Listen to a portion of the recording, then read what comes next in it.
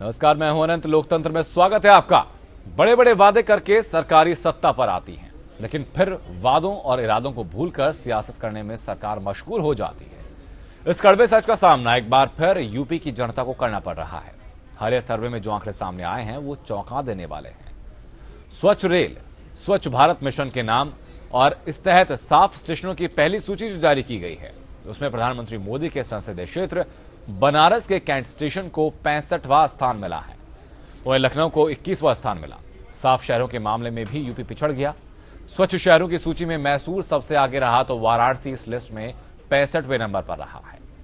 रोजगार को लेकर सर्वे की लिस्ट में आखिरी 2 स्थानों पर यूपी के 2 शहरों का नाम है, अकबरपुर और मुगलसराय।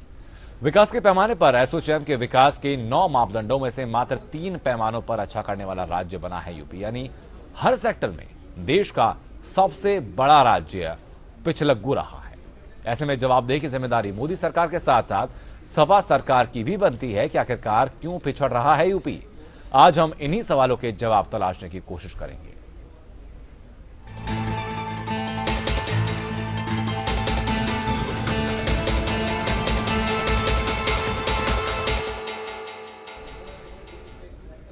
चार साल पहले सूबे की सत्ता पर काबिज हुई समाजवादी सरकार लगातार विकास को लेकर अपना जो जनाधार है उसको बटोरने की कोशिश करती रही। लगातार विकास की नीति को लोग प्राथमिकता देते हुए, प्राथमिकता के लिए कहते हुए नजर आए हैं। तो वहीं 2 सालों से जो केंद्र सरकार है वो भी लगातार विकास की राजनीति करती आ रही है। वो लगातार विकास के नाम को आगे रखकर प्रदेश में अब काबिज होने की कोशिश कर रही है। लेकिन विकास की जो कलई खुली है इस रिपोर्ट के आने के बाद, जहां पर हर हाशिए पर जाकर, हर बिंदु पर जाकर उत्तर प्रदेश फिसड्डी साबित हुआ है, उससे पोल खुलकर सामने आ गई है कि आखिरकार केंद्र सरकार का कितना कंट्रीब्यूशन रहा है प्रदेश की जनता के उद्धार में और राज्य सरकार पिछले 4 साल से क्या कर रही है इसी चीज को लेकर। आपको बता दें कि पिछले कुछ दिनों में कुछ एक सर्वे भी किए गए हैं जिनमें उत्तर प्रदेश की बहुत अच्छी तस्वीर उभर कर सामने नहीं आई है।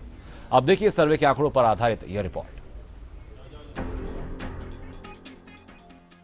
देश को प्रधानमंत्री, गृह मंत्री और रक्षा मंत्री देने वाला उत्तर प्रदेश कई मायनों में विकास की दौड़ में पिछड़ चुका है।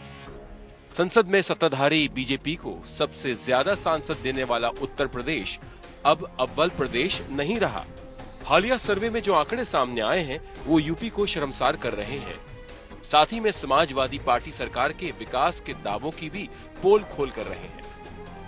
स्वच्छ रेल, स्वच्छ भारत मिशन, इसके तहत साफ स्टेशनों की पहली सूची में प्रधानमंत्री नरेंद्र मोदी के संसदीय क्षेत्र वाराणसी को 65वां स्थान मिला है और लखनऊ को 21वां। सर्वे में A1 श्रेणी के 75 स्टेशनों की सूची में गुजरात के 2 शहर सूरत और राजकोट टॉप पर हैं। वहीं मुगलसराय 17वें और वाराणसी 8वें स्थान पर। A श्रेणी के 332 स्टेशनों में गुजरात का गांधीग्राम तीसरे स्थान पर रहा। निचले 10 शहरों में यूपी के बलिया और शाहगंज ने अपनी जगह बना ली। टॉप 20 में उत्तर प्रदेश का कोई भी स्टेशन शामिल नहीं हो पाया। सूची में प्रदेश के झांसी को 31वां, इलाहाबाद को 35वां, आगरा कैंट को 39वां, मथुरा को 61वां और कानपुर सेंट्रल को 70वां स्थान मिला है। रोजगार को लेकर सर्वे की लिस्ट में आखिरी 2 पायदान पर उत्तर प्रदेश के 2 शहरों के नाम हैं, अकबरपुर और मुगलसराय। स्वच्छ शहरों की सूची की अगर बात करेंगे, मैसूर सबसे आगे रहा और वाराणसी इस लिस्ट में 65वें नंबर पर था। बाल विकास सूचांक में उत्तर प्रदेश का स्थान 21वां है। गंदे शहरों के टॉप 10 सूची में धनबाद, आसनसोल के बाद मेरठ, गाजियाबाद और वाराणसी का नाम शुमार है। विकास के पैमाने पर एसोचैम के विकास के 9 मापदंडों में से मात्र 3 पैमानों पर अच्छा करने वाला राज्य है यूपी। विकास के मामले में पिछड़ना समाजवादी पार्टी सरकार के गले की फांस बन गया है। विपक्ष सरकार को निशाने में लेने में कोताही नहीं कर रहा। लफाजों की, धोखेबाजों की, ढिंढोरा पीटने वालों की सरकार है, दिल्ली की सरकार जो है। और आप लखनऊ के स्टेशन हम लोग गर्व महसूस करते थे, हमेशा नंबर 1-2 पे रहा करता था। आज उसकी स्थिति ये हो गई कि वो किसी श्रेणी में नहीं है। बनारस का 65 नंबर पे है, जहाँ से प्रधानमंत्री चुने गए हैं।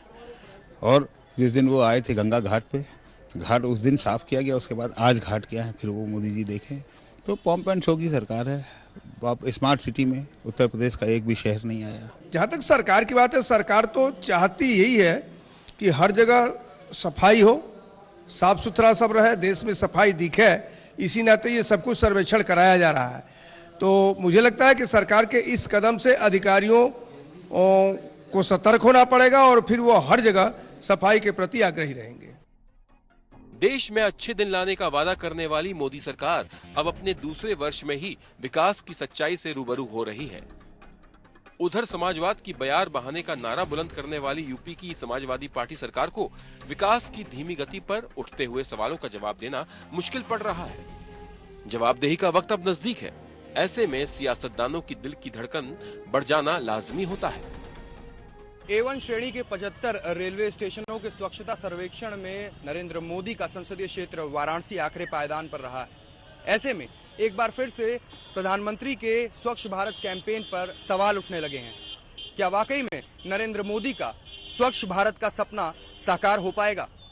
गौरव शर्मा, APN, वाराणसी।